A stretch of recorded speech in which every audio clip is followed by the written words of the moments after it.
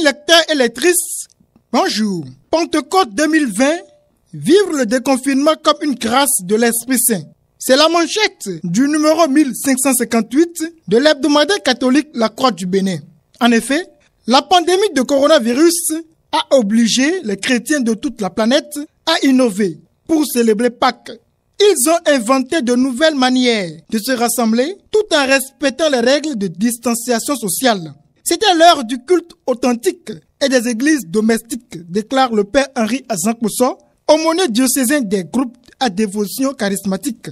Il ajoute, je cite, « Il est bon de préciser que le culte en esprit et en vérité est en réalité celui que chaque croyant, habité par l'esprit, rend au Père. C'est un culte intérieur, non pas parce qu'il serait localisé dans la partie la plus intérieure de chacun, mais parce qu'il est l'œuvre de l'esprit. Il est l'adoration véritable que l'Esprit Saint, qui est vérité, suscite en nous.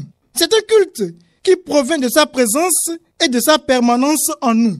L'heure qui arrive, c'est l'heure de l'Esprit. » Fin de citation. Heureusement, la solennité de Pentecôte intervient dans un contexte de déconfinement progressif. Ainsi, les autorités ecclésiales reprennent-elles les messes avec la présence physique des fidèles, une grâce de l'Esprit Saint. C'était la fois sous le signe de l'Esprit de la Pentecôte pour la première des grandes sorties des apôtres et sous le signe de la sortie de la Vierge Marie en visitation et comme la mère de l'Église que s'effectue pleinement le déconfinement, conclut le père Azankousso au terme d'un dossier réalisé par la rédaction sur les pages 8 et 9. Contribution de l'Église à la riposte contre la Covid-19, 7600 masques et 11 600 gants offerts aux hôpitaux catholiques et prisons du Bénin. C'est l'œuvre caritative réalisée par le mouvement catholique, des cadres et personnalités politiques, de concert avec l'Observatoire chrétien catholique de la gouvernance, le mercredi 27 mai 2020. Le lot de matériel a été officiellement remis aux bénéficiaires par Monseigneur Roger Rumbedi, archevêque de Cotonou. Amis de la revue, en page politique, votre hebdomadaire consacre la page 3 du journal à une analyse sur la réforme du système partisan et titre communal et municipal du 17 mai 2020, le requiem des anciens partis politiques au Bénin.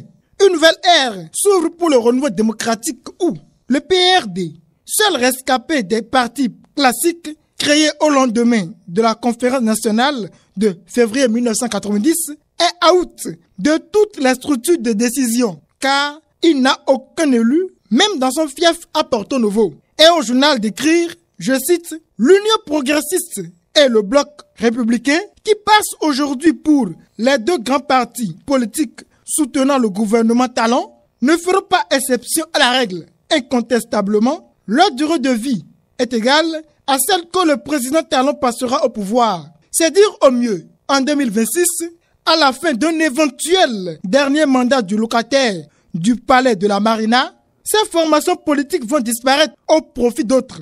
Ainsi va la vie des partis politiques depuis 30 ans. Car créés souvent sans idéologie, sans conviction et sans une vision prenant en compte l'intérêt général. Pauvre Bénin, s'exclame l'auteur de l'article. Merci pour l'attention, Florent Wessinon. Bonne fête de Pentecôte à chacun et à tous.